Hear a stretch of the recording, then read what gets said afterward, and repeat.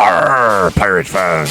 It's time to find out the state of the ship of your defending champions for the 2022 season with your hosts, Johnny Wolver and Jake Ignaszewski. And now, brought to you by Resonate, it's the state of the ship. I want to welcome everybody back into the State of the Pirate Ship. I am your host, Team Insider Jake Ignaszewski, and for Women's Equality Day, I decided to bring on our Director of Community Outreach, Polina Brodskiy, and also our Director of Marketing, Dyer, to talk a little bit about their experiences as women, not only in the workforce, but within the sports industry, and to talk a little bit about what they've seen over the past few years from equality growing a little bit more in their favor. And so I want to start off with Caitlin, talking a little bit about what you've seen with women's equality, not only in the workforce, but within the sports industry over the last year or so. So my background stems from the event industry in general, and I've noticed throughout the last couple of years that predominantly the teams I've worked for have had a lot of women on them, both in leadership roles and supporting roles. So I think within the last 5 years of my professional career, I personally have seen that growth of women being directors. My last two priors above me were both women directors and had been in their positions for quite some time. So I definitely think it's growing as we continue to progress and fight for equal rights within the workforce. But it's still something that I would say lacks across all professions. We've seen the growth in marketing, we've seen the growth in sports, but that's not the case necessarily in every profession across the platform. Before I have you answer, I think that's what the Pirates do such a great job of is taking roles and really giving women the opportunity to be able to be directors and to be in those front office high level roles and to be able to give them the opportunity to get that sort of experience. But Paulina, what have you really seen over the past few years in women equality? Yeah, so I recently graduated college, and I think that those 4 years, it was a lot of networking for me. And over those 4 years, I've definitely noticed that in the beginning, it was a lot of men that on LinkedIn that had the positions that I wanted to learn about.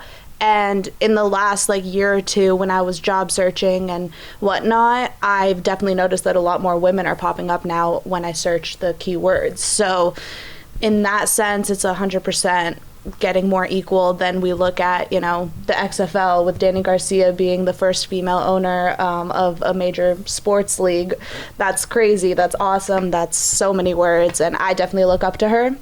So I think there's a lot of women at this point that we can point to, and we can call them trailblazers.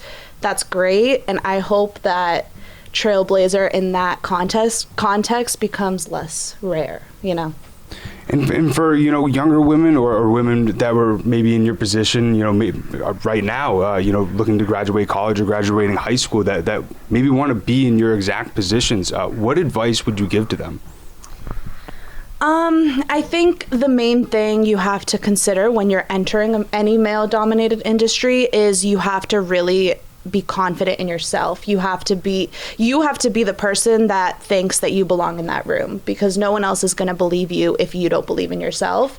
And I learned that on the job, but also just in real life and my day-to-day interactions with people. So I think the best advice I can really give is working on yourself. It's hard, but it's incredibly necessary in any of these, whether it is men or female. But in this specific instance, I would recommend that to any young female working to look in the sports industry. What advice would you give, Caitlin? I agree with that as well. I also agree, I personally think that it's important to find a mentor. I have several in my life that I've relied heavily on to get where I am today, not only to help with resumes, but with interviews, or to just even bounce ideas off of is this what I should be doing? What do you think I should be doing with my career, and getting advice from them. But I also think, going off Paulina's point, being comfortable with the uncomfortable.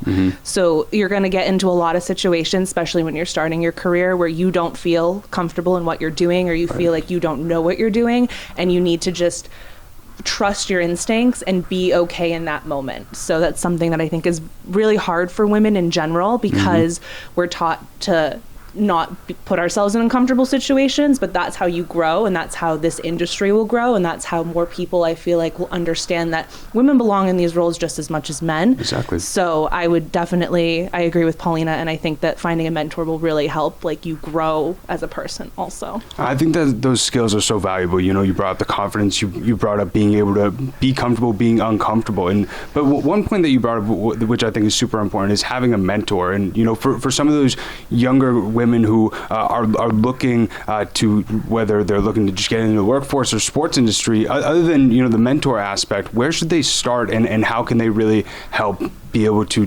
differentiate themselves from the competition? So I started with my professors at school and building off of their connections, whoever they could introduce me to. LinkedIn is a great spot. Even if you're not looking for a role, but you're just looking for a connection, invite them to chat, try to pick their brain, be like, how did you get into this position, and just gain any knowledge you can from them. But definitely starting, if you're coming out of school, starting there, or if you're in your first job, finding someone there that might be able to have connections that can help you grow.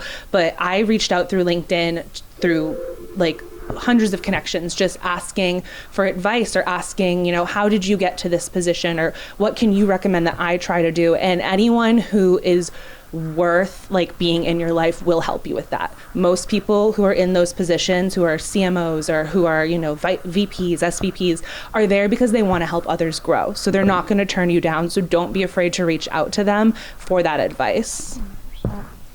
Yeah, I'd say that I have a bit of a different journey with that, because in college and all of that, I was there through COVID and all of that. There wasn't a lot of opportunity for me to get that one-on-one time with my professors, right. Especially that came actually my junior year when I started taking those marketing, sports management specific classes. So I would say it's all about timing for me. Right now, I'm really lucky to have Caitlin. She has been super helpful since she started. It's been a month, and it's really just awesome to see that guidance and to have someone there who is really just looking to also help her team succeed as well as herself. So it's all about timing. That's really all I can say. Even my first 6 months working here, I always said that I kind of just needed to find a mentor. It was great that I was able to do what I could do, but I knew that I could do more, and grow more, and I can't do that by myself. So I'm really lucky that Caitlin's now here, and I can't wait. Now that I know how a mentorship should even look like, I'm excited to see what kind of people I can learn from next, I think that's so valuable, and one component that I think you brought up, which is very important for who's ever watching to be able to understand, is having that confidence and being able to feel comfortable using your voice, especially in sports, with it being such a male-dominated industry. With sometimes when you give opinions, maybe they might not be taken seriously. And so, what have you guys learned from your guys' experiences in being able to be confident using your voice and not allow maybe the inequality at times to be able to not allow you to really be able to give your full opinion? So I think when you go to give your opinion, backing it up with facts, any type of factual evidence you can use, or case studies or anything like that you can say, hey, I think this would work for us, X, Y, and Z.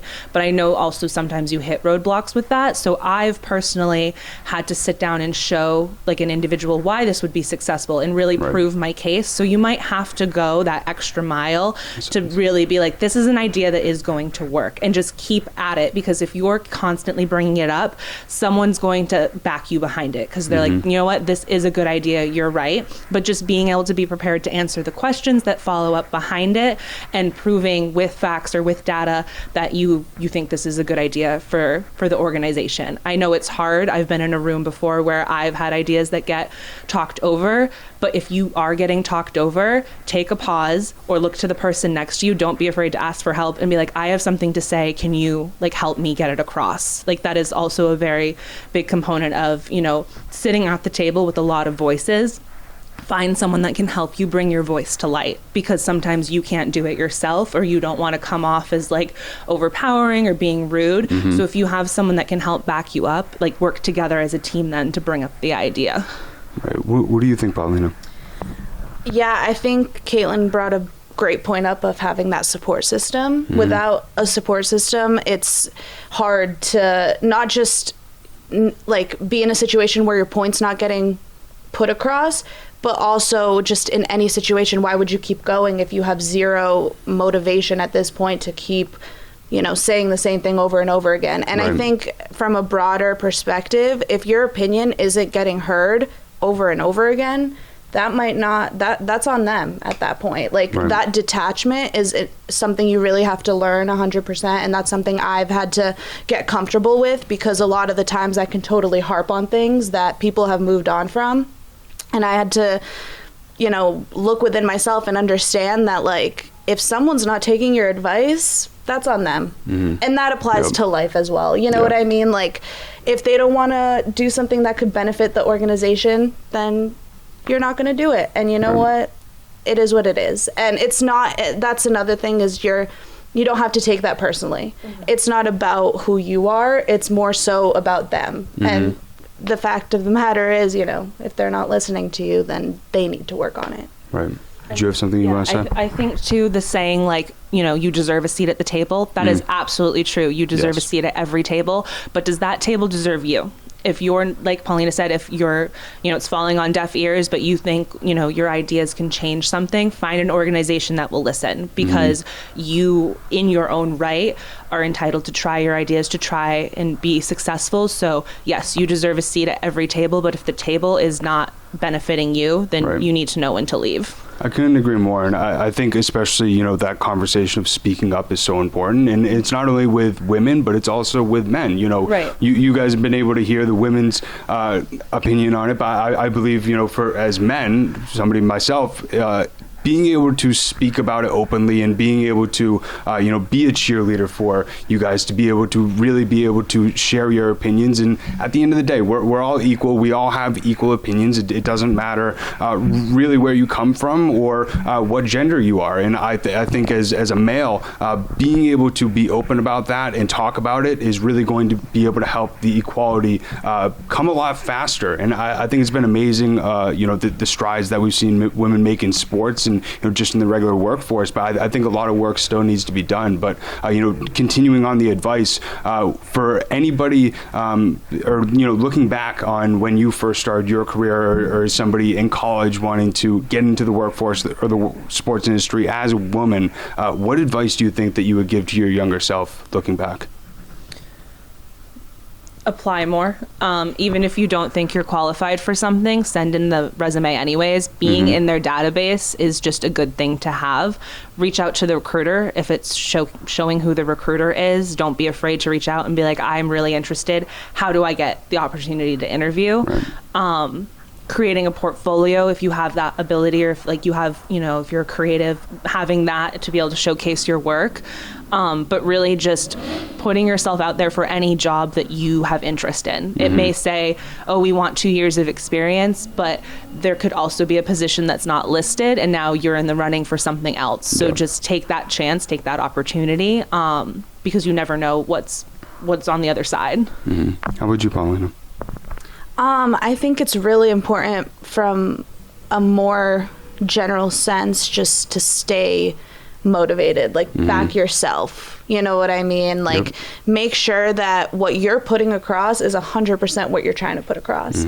You want to be genuine, you don't want to force it, because you don't belong in a company where you have to act like you're someone you're not. So I think that I would give that advice to any young person in general, but specifically with this industry with women, there's little room for failure, to put it bluntly. There is, and it's just one of those things where you have to know. It doesn't have to be something that you constantly bring up or anything like that, but you have to take that within yourself and make sure that you're able, you're comfortable with adjusting based on where you want to end up. You know what I mean? You got to do what you got to do at the end of the day.